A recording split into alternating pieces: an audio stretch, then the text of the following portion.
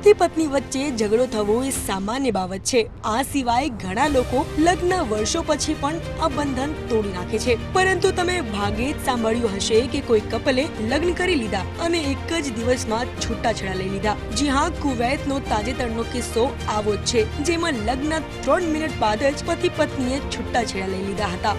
મળતી માહિતી મુજબ જ્યારે દંપતીએ સત્તાવાર રીતે લગ્ન કર્યા હતા ત્યારે દંપતી કોર્ટમાંથી બહાર નીકળી રહ્યા હતા। તે જ સમયે કન્યાનો પગ લપસ્યો અને તે પડી ગઈ। પછી વરરાજાએ અચાનક તેને સ્ટુપિડ કહીને બોલાવી અને આ સાંભળીને મહિલા ગુસ્સે થઈ ગઈ અને જજને તેમના લગ્ન તાત્કાલિક રદ કરવા કહ્યું। તમને જણાવી દઈએ કે આ પ્રકારનો આ પહેલો કેસ નથી। 2004માં યુનાઇટેડ કિંગડમમાં પણ એક યુગલે છૂટાછેડા માટે અરજી કરી અને તેમના લગ્નના 90 મિનિટ પછી જ છૂટાછેડા લીધા।